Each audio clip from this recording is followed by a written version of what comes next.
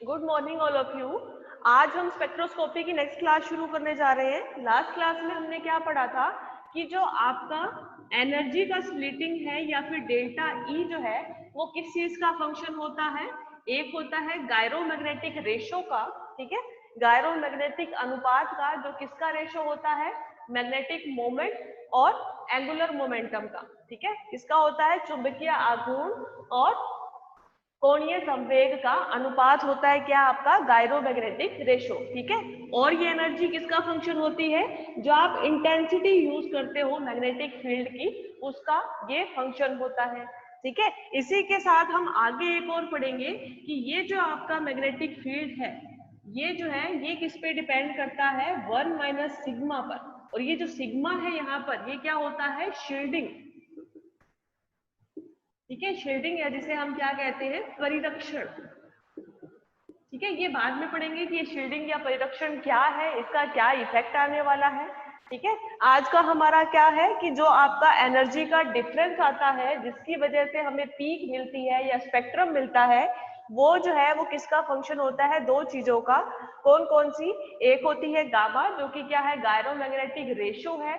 किस चीज का रेशो होता है, मैग्नेटिक मोमेंट का, उसका रेशो किसके साथ, एंगुलर मोमेंटम के साथ, ठीक है। और एच नोड ये क्या है, इंटेंसिटी ऑफ मैग्नेटिक फील्ड या चुंबकीय क्षेत्र की तीव्रता, ठीक है।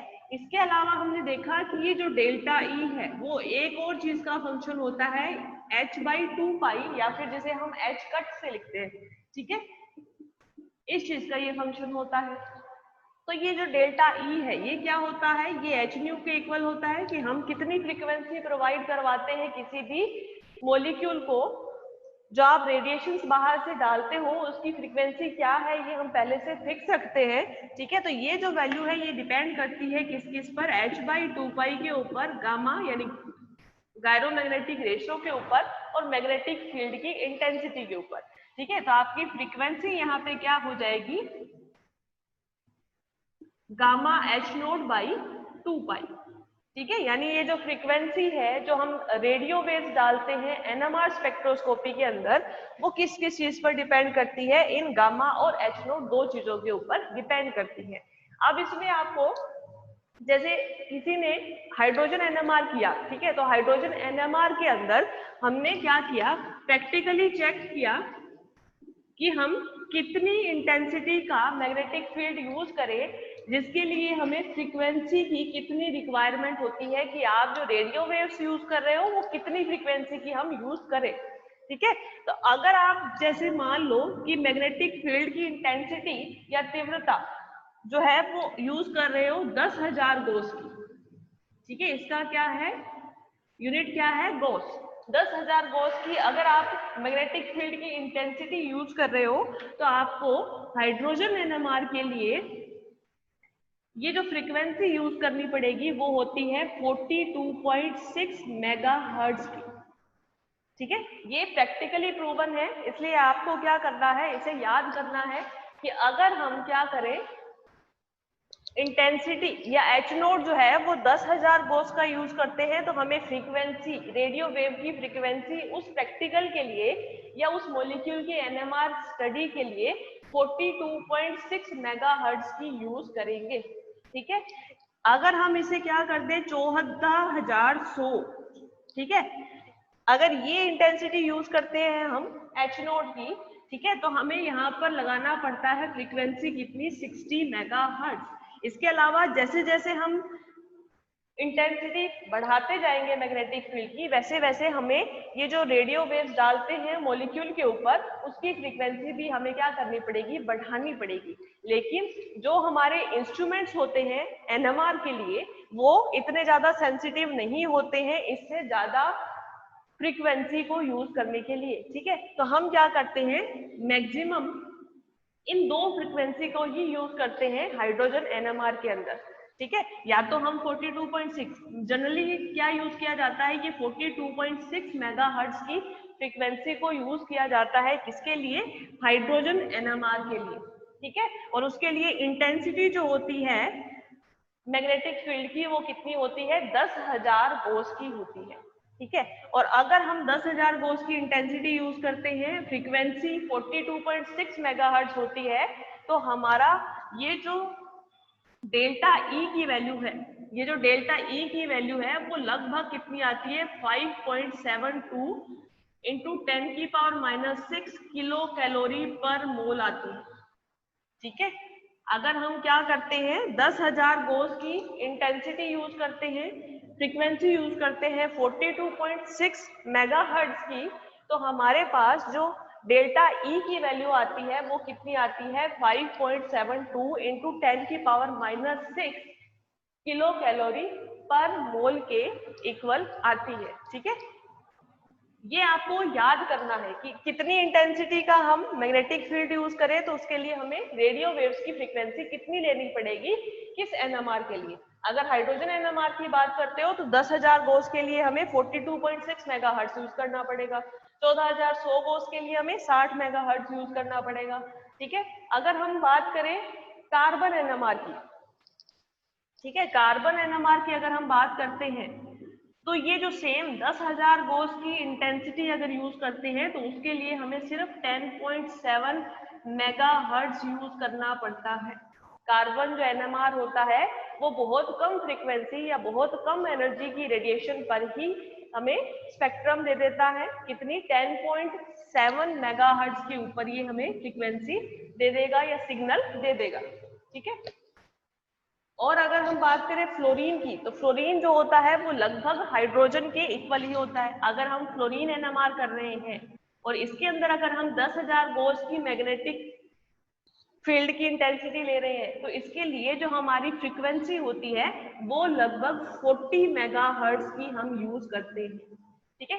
ये प्रैक्टिकली चीजें हैं जो आपको याद रखनी है, क्या कि अगर हम हाइड्रोजन एनएमआर कर रहे हैं, ठीक है, एक्सटर्नल मैग्नेटिक फील्ड लगा रहे हैं कितना, 10,000 गोस का, तो हमें फ्रीक्वेंसी जो रेडियो वेव्स की होगी वो कितनी देनी पड़ेगी, 42.6 मेगाहर्ट्ज की देनी पड़ेगी।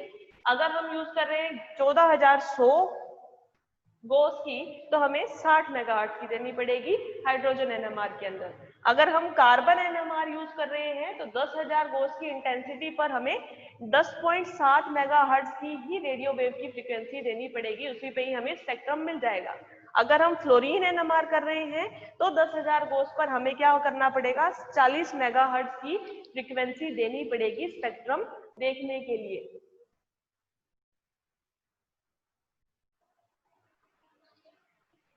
ठीक है। ये चीज है, ये चीज आपको क्या करनी पड़ेगी, याद रखनी पड़ेगी। ये जब भी हम कोई प्रैक्टिकल करते हैं एनएमआर इंस्ट्रूमेंट के ऊपर तो हम क्या करते हैं, फिक्स रखते हैं कि या तो हम क्या करेंगे 10,000, जैसे हाइड्रोजन एनएमआर कर रहे हैं, ठीक है, हमें देखना है कि एक मॉलिक्यूल के अंदर कितने टाइप के हाइड्रोजन प्रेजेंट है, तो हम क्या करेंगे, हम 10,000 गोस की इंटेंसिटी यूज करते हैं। ठीक है। इस इंटेंसिटी के मैग्नेटिक फील्ड के बीच में हमारे मटेरियल को रखते हैं और जो बाहर से हम रेडिएशंस देते हैं वो हम कितने देंगे, 42.6 मेगाहर्ट्ज की देंगे। तो हमें श्योरली हमारा क्या मिल जाएगा, स्पेक्ट्रम मिल जाएगा और उस स्पेक्ट्रम की स्टडी करके हम पता लगा लेंगे कि हमारे हाइड्रोजन कितने प्रकार के उपस्थित है उस मॉलिक्यूल के अंदर। ठीक है। अब ये तो हुई एक पॉइंट। अब इसके बाद में क्या हुआ, हमें नेक्स्ट जो टॉपिक हमारा पढ़ना है वो है केमिकल शिफ्ट, या फिर हम इसी चीज को एक बार ड्रॉ करके देख लेते हैं। एक बार क्या करते हैं, हम ये जो चीज बनाई हमने कि ये कैसे आती है, इसको हम ड्रॉ करके देखते हैं कि अगर हम प्रैक्टिकली ऐसा कर रहे हैं तो क्या होगा। ठीक है। जैसे हमने ये कहा कि हम बाहर से डालते हैं रेडियो वेव्स किसी भी मटेरियल के ऊपर। ठीक है। एक मटेरियल है या फिर एक मॉलिक्यूल है, उसके ऊपर हम क्या डाल रहे हैं, बाहर से रेडिएशन डाल रहे हैं और वो जो मॉलिक्यूल है वो किसके बीच में रखा जाता है, एक्सटर्नल मैग्नेटिक फील्ड के बीच में रखा जाता है। ठीक है। जैसे हमने कल ड्रॉ किया था कि ये आपका क्या होगा, एक्सटर्नल मैग्नेटिक फील्ड होगा।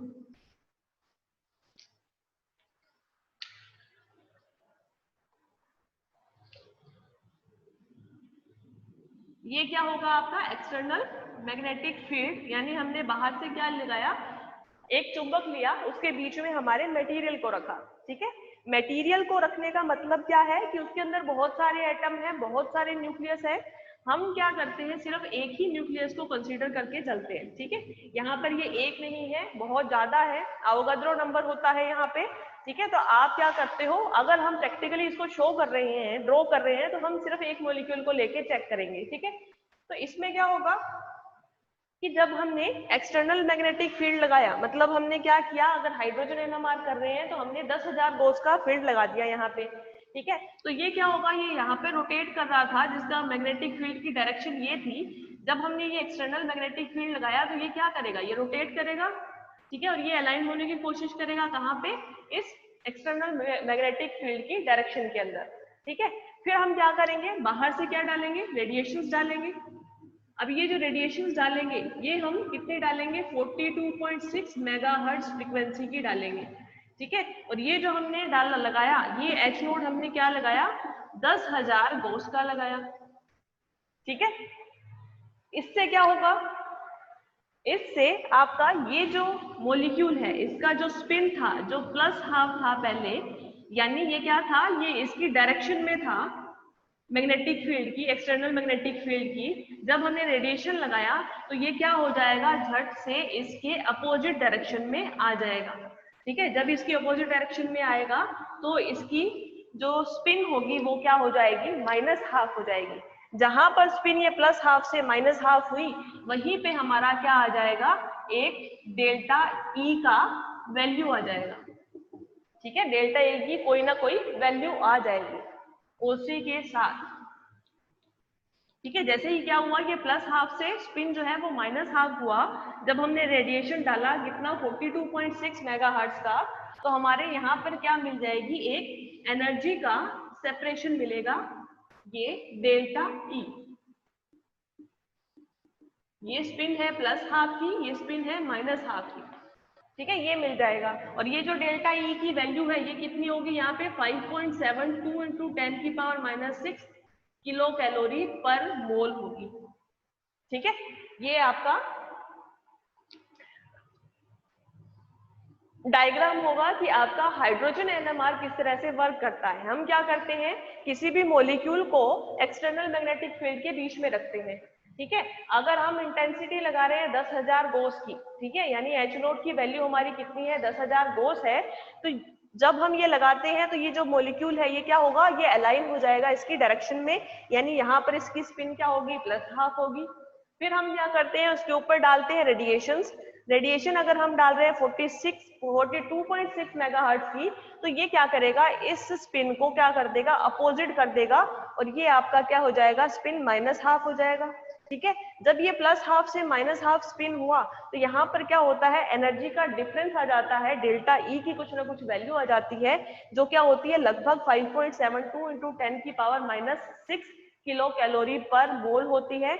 और ये जो एनर्जी का डिफरेंस आया, इसी से ही हमें क्या मिलती है, एक पीक मिलती है, ठीक है। और ये जो पीक मिलती है ये क्या होती है, ये इस फील्ड को दिखाती है कि ये फील्ड के कौन से पोजीशन पर हमें पीक मिली, यानी हमें 10,000 गॉस के ऊपर ये वाली पीक मिलती है, ठीक है। ये हमारा क्या है, डायग्राम है कि आपका पूरा हाइड्रोजन एनएमआर किस तरह से वर्क करेगा, ठीक है। हाइड्रोजन एनएमआर जो है वो किस तरह से वर्क करेगा, ये आपका डायग्राम।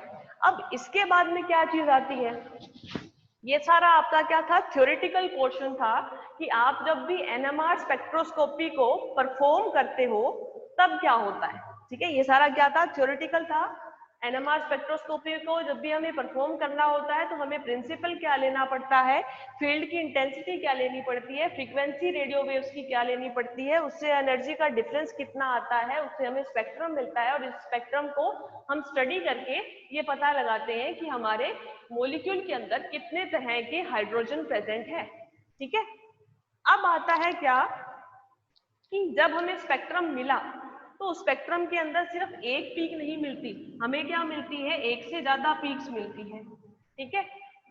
तो ये एक से ज्यादा पीक किस वजह से मिलती है, ठीक है, उसका रीजन क्या है, और ये अलग अलग जगह पे क्यों मिलती है, उसका रीजन क्या है, इसकी स्टडी करते हैं हम कब, जब हमें स्पेक्ट्रम प्राप्त हो जाता है, स्पेक्ट्रम मिल जाता है, ठीक है। तो अब हम पढ़ रहे हैं इसका जो हमें स्टडी करना होता है स्पेक्ट्रम मिलने के बाद का, ठीक है। तो उसमें हमें सबसे पहले क्या पढ़ना है कि केमिकल शिफ्ट क्या होता है, शील्डिंग क्या होती है, डी शील्डिंग क्या होती है, परिरक्षण प्रभाव, विपरिरक्षण प्रभाव क्या होता है, और उसकी वजह से एक इफेक्ट उत्पन्न होता है जिसे हम क्या कहते हैं, केमिकल शिफ्ट या रासायनिक शिफ्ट उसे बोला जाता है, ठीक है। वो कैसे उत्पन्न होगा, उसे हम कैसे कैलकुलेट करेंगे, ये हम आगे पढ़ेंगे, ठीक है। तो ये सारी थ्योरेटिकल चीज थी जो आपको इसका नॉलेज होना चाहिए था, साथ में इसका प्रिंसिपल था एनएमआर का,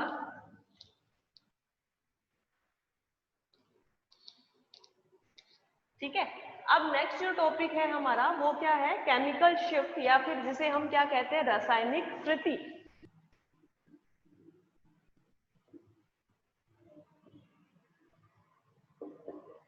ठीक है, रासायनिक शिफ्ट बोल लो या इसको रासायनिक श्रुति,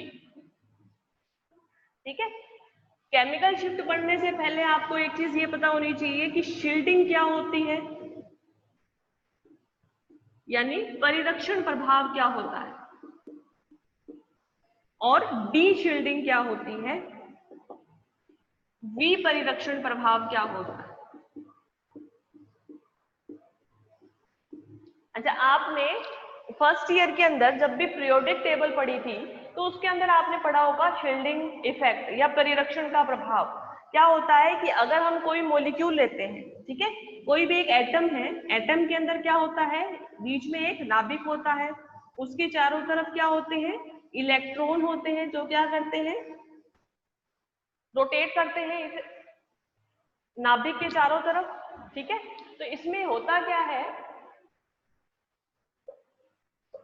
इसमें होता क्या है कि अगर हम ये देखें कि ये जो नाभिक है और ये जो इलेक्ट्रॉन है, इनका आपस में क्या होता है, ये दोनों अपोजिटली चार्ज है, नाभिक के ऊपर प्लस चार्ज होता है, इलेक्ट्रॉन के ऊपर नेगेटिव चार्ज होता है, ये एक दूसरे को क्या करते हैं, आकर्षित करते हैं, ठीक है। तो अगर ये आकर्षित करते हैं तो इन दोनों के या फिर इस अंदर वाली शेल के या फिर इस बीच वाली शेल के आकर्षण के बीच का अंतर कितना होगा, या हम अंतर होगा या नहीं होगा ये कैसे पता चलेगा, ठीक है। जैसे आप क्या करो, ये जो आपका नाभिक है इसका पहले इसके बिल्कुल पास वाला ये जो ऑर्बिटल है, इसके ऊपर ये जो इलेक्ट्रॉन है इसके ऊपर सबसे ज्यादा क्या होगा, आकर्षण का बल लगेगा, ठीक है। इसके पास वाला ये जो शेल है इसके ऊपर जो इलेक्ट्रॉन है इसके ऊपर इससे थोड़ा कम इफेक्ट लगेगा, ठीक है। क्यों, और क्या होगा इसके साथ, इसमें ये तो दोनों इलेक्ट्रॉन है, दोनों शेल के अंदर या दोनों ऑर्बिटल के अंदर, इन दोनों के बीच में क्या होगा, रिपल्शन का फोर्स लगता है। तो ये जो आपका आउटर मोस्ट शेल के अंदर या फिर सबसे बाहरी कक्षक के अंदर जो इलेक्ट्रॉन होता है उसके ऊपर इस नाभिक का आकर्षण का जो इफेक्ट है वो चेंज होता है, किसकी वजह से, इसके बीच में उपस्थित जितने भी इलेक्ट्रॉन है उनके प्रतिकर्षण के या रिपल्शन के इफेक्ट के कारण, और इसे ही हम क्या कहते हैं, शील्डिंग कहते हैं, कि इन सभी इलेक्ट्रॉन्स ने क्या कर रखा है, इस पॉजिटिव चार्ज को या धन आवेश को शील्ड कर रखा है, परिरक्षित कर रखा है, ये इस बाहर वाले इलेक्ट्रॉन को कम आकर्षित करेगा, ठीक है। इसे ही हम क्या कहते हैं, शील्डिंग का इफेक्ट कहते हैं, जो आपने फर्स्ट ईयर के अंदर पढ़ा होगा। सेम यही चीज यहाँ पे लगेगी हाइड्रोजन एनएमआर के लिए, ठीक है। हाइड्रोजन एनएमआर के अंदर क्या होगा कि अगर हम कोई मॉलिक्यूल लेते हैं जिसके अंदर प्रेजेंट सारे हाइड्रोजन एक जैसे हैं, जैसे आप एग्जांपल लो टेट्रा मिथाइल सिलेन का, या फिर आप सिंपल एग्जांपल लो मीथेन का। मीथेन क्या होता है, CH4, है ना। मीथेन क्या होता है, CH4 होता है, एक कार्बन है, कार्बन के ऊपर 4 हाइड्रोजन है, ठीक है, चारों क्या है, सेम है, कोई डिफरेंस नहीं है इन चारों हाइड्रोजन के बीच में, ठीक है, सारे सेम है, सेम ही इनके बीच में क्या बने हुए हैं, बॉन्ड बने हुए हैं कार्बन के साथ। तो यहाँ पर ना तो कोई शील्डिंग है ना कोई डीशील्डिंग है, ठीक है। लेकिन फिर क्या होता है, अगर हम इस एक हाइड्रोजन को हटा दें और इसके साथ जोड़ दें क्या, एक हाइड्रोक्सी समूह, या फिर हम जोड़ते हैं एक एल्डिहाइडिक समूह, जैसे हमने जोड़ दिया एल्डिहाइड, ठीक है। अब क्या होगा, अब जो ये वाले तीनों हाइड्रोजन है ये तो क्या है, सेम है, क्योंकि ये किसके साथ जुड़े हुए हैं, इस sp3 वाले कार्बन के साथ जुड़े हुए हैं, ठीक है। लेकिन ये जो हाइड्रोजन है ये क्या है, ये अलग होगा इससे, ठीक है। क्यों अलग होगा, क्योंकि ये किसके साथ जुड़ा हुआ है, C डबल बॉन्ड O वाले कार्बन के साथ, यानी ये कौन सा है, sp2 कार्बन है, sp2 कार्बन के साथ जुड़ा हुआ है, ठीक है। तो ये जो 3 हाइड्रोजन है इनकी जो पीक मिलेगी वो क्या होगी, इस हाइड्रोजन की पीक से हमेशा अलग मिलेगी, अलग पोजीशन पे मिलेगी। और ये अलग पोजीशन पे किसकी वजह से मिलती है, इन शील्डिंग या डी शील्डिंग की वजह से। यहाँ पे क्या हो रहा है, शील्डिंग हो रही है या डी शील्डिंग हो रही है, जहां भी क्या होता है आपके हाइड्रोजन के ऊपर इलेक्ट्रॉन की डेंसिटी बढ़ती है वहां पे क्या होता है, शील्डिंग होती है, ठीक है। अगर हाइड्रोजन के ऊपर जहां भी इलेक्ट्रॉन डेंसिटी बढ़ेगी तो वहां पे क्या होता है, शील्डिंग होता है। जहां भी इलेक्ट्रॉन डेंसिटी कम होगी, यानी इलेक्ट्रॉन इसके ऊपर कम रहेंगे हाइड्रोजन के ऊपर, वहां क्या होती है, डी शील्डिंग होती है। अब शील्डिंग और डी शील्डिंग का इफेक्ट क्या आता है उसे ही हम क्या कहते हैं, केमिकल शिफ्ट कहते हैं। कि अगर आप सिंपल एक CH4 का मॉलिक्यूल लेते हो तो उसके लिए मान लो आपको पीक मिलती है यहाँ पे, ये हमारा पोजीशन मान लो 0 है, ठीक है। हमने एक एग्जांपल लिया मीथेन का, मीथेन के ऊपर जुड़े हुए चारों हाइड्रोजन जो है वो क्या है, सेम है, ठीक है। ना इस पे शील्डिंग है ना डी शील्डिंग है, तो आपको जो पीक मिलेगी वो कहाँ पे मिलेगी, इस 0 पोजीशन के ऊपर मिलेगी, ठीक है। फिर हमने दूसरा एग्जांपल लिया ये एल्डिहाइड का यानी मेथेनेल का, ठीक है। तो मेथेनेल के अंदर हमारे पास क्या है, 3 हाइड्रोजन तो वही है जिसके अंदर क्या होती है, ना कोई शील्डिंग है ना कोई डी शील्डिंग है। तो इसका जब भी हम स्पेक्ट्रम बनाएंगे तो कैसा मिलेगा, एक तो आपकी पीक मिलेगी जहां पर आपका केमिकल शिफ्ट जो है वो क्या है, 0 है, ठीक है। जहां पर हमें ना तो कोई शील्डिंग मिल रही है ना कोई डी शील्डिंग मिल रही है, ठीक है। दूसरा हमें क्या मिलेगा, इस वाले हाइड्रोजन की वजह से एक और पीक मिलेगी, जो कहाँ मिलेगी, इसके या तो इस साइड में मिलेगी या फिर इस साइड में मिलेगी, ठीक है। ये जो शिफ्ट होता है इसको मैं दोबारा ड्रॉ कर देती हूँ। ये जो आपका मेथेनेल है, मेथेनेल की जब भी हमें पीक मिलेगी वो कैसी मिलेगी, इन 3 हाइड्रोजन की वजह से तो ये 0 पोजीशन पे मिलेगी, ये जो चौथा हाइड्रोजन है इसकी वजह से या तो इधर मिलेगी या फिर इधर मिलेगी, ठीक है। तो यानी इस 0 पोजीशन से ये जो पीक है वो क्या हो गई, शिफ्ट हो गई, ठीक है। तो ये जो शिफ्ट है इसे ही हम क्या कहते हैं, केमिकल शिफ्ट है। और ये जो शिफ्ट है ये किसकी वजह से हो रहा है, या तो शील्डिंग की वजह से या फिर डी शील्डिंग की वजह से।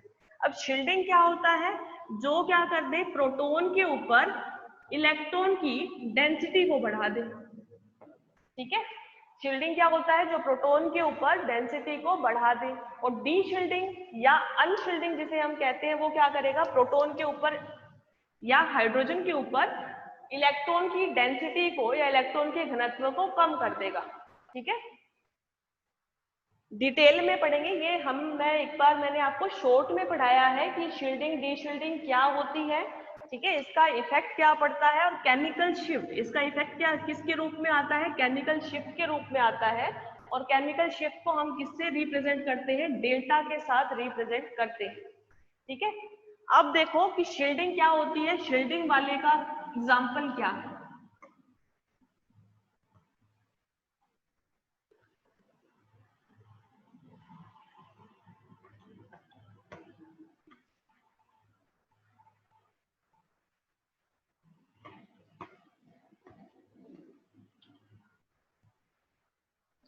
देखो पहले क्या है, शील्डिंग क्या होती है, ठीक है, जिसे हम क्या कहते हैं, परिरक्षण का प्रभाव। शील्डिंग क्या होती है, अब देखो मैंने क्या कहा कि अगर किसी मॉलिक्यूल के ऊपर इलेक्ट्रॉन डेंसिटी बढ़ती है, हम क्या कर रहे हैं, हाइड्रोजन एनएमआर कर रहे हैं, ठीक है। तो अगर किसी हाइड्रोजन के ऊपर इलेक्ट्रॉन की डेंसिटी बढ़ती है, यानी इलेक्ट्रॉनों की संख्या अगर हमें बढ़ जाती है किसी भी हाइड्रोजन के ऊपर, तो वो क्या होती है, शील्डिंग होती है या शील्डिंग का इफेक्ट होता है, ठीक है। शील्डिंग का इफेक्ट कैसे पता चलेगा हमें, कि जैसे हमने कोई मॉलिक्यूल लिया,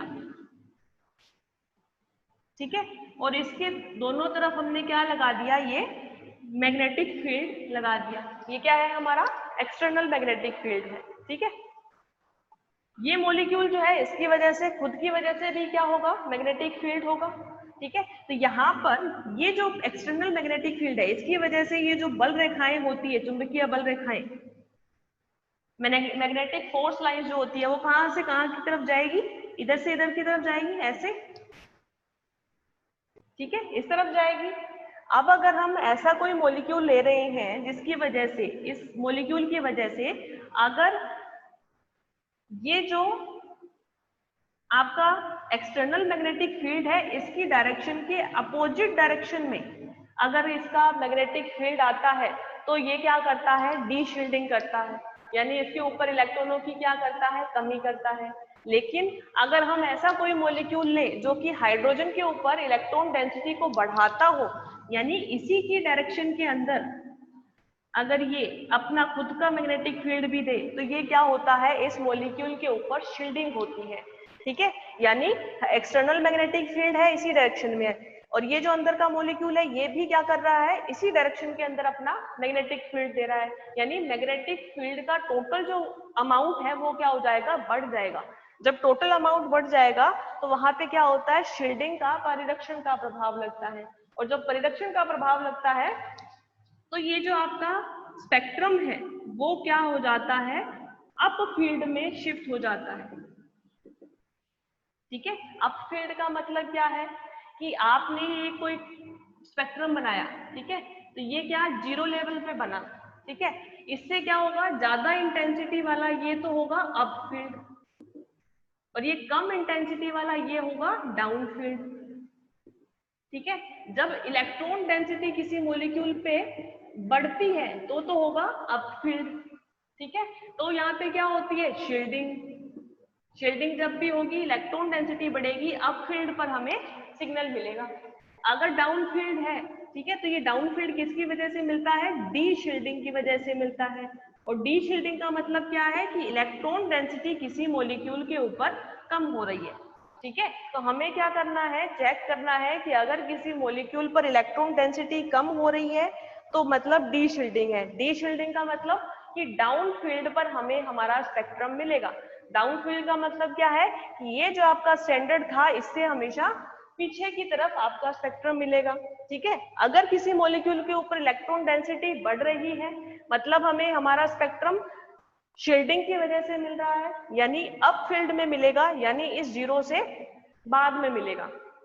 अब ये जो जीरो है, ये जीरो क्या है, जीरो क्या होता है, जीरो नहीं होता, ये एक स्टैंडर्ड लेते हैं हम। ठीक है, एनएमआर के लिए स्टैंडर्ड लिया जाता है क्या, टेट्रा मिथाइल सिलेन। ठीक है, यहाँ पर ये जो जीरो है या जिसे हम स्टैंडर्ड मान के चलते हैं वो लेते हैं हम क्या, टेट्रा मिथाइल सिलेन। टेट्रा मिथाइल सिलेन की स्ट्रक्चर क्या होती है, एक सिलेन है, ठीक है, वो किसके साथ जुड़ा हुआ है, टेट्रा मिथाइल के साथ, यानी 4CH4 के साथ ये। ठीक है, तो ये जो चारों कार्बन है, ये चारों कार्बन किसके साथ जुड़े हुए हैं, एक ही कार्बन, एक ही एटम के साथ। ठीक है, और इसके जो ऊपर जुड़े हुए चारों हाइड्रोजन है वो भी क्या है, सेम है। तो इन सभी कार्बन पे जुड़े हुए हाइड्रोजन की वजह से जो सिग्नल मिलेगा वो सिर्फ एक ही मिलेगा। ठीक है, इसके ऊपर ना कोई शील्डिंग है ना कोई डी शील्डिंग है। ठीक है, तो इसको हम क्या करते हैं, स्टैंडर्ड मान के चलते हैं। ठीक, अब ये हमारा स्टैंडर्ड है, मान लो 0 पर टीएमएस, या फिर अगर मान लो टीएमएस की जो केमिकल शिफ्ट की वैल्यू है वो 10 है तो हम इस 10 को स्टैंडर्ड मान के चल लेंगे। ठीक है, तो फिर हमें क्या करना है कि हम मॉलिक्यूल ले लेते हैं, मान लो ये आपने लिया था मेथिलेट। ठीक है, तो यहाँ पर ये वाला जो हाइड्रोजन है इसकी में क्या होगा, या तो शील्डिंग होगी या डी शील्डिंग होगी। तो इसका जो स्पेक्ट्रम मिलेगा वो या तो इस टीएमएस से इधर मिलेगा या फिर इधर मिलेगा। ठीक है, तो ये जो शील्डिंग और डी शील्डिंग है इसके एग्जांपल्स हम हमारी नेक्स्ट वाली क्लास के अंदर पढ़ेंगे। ठीक है।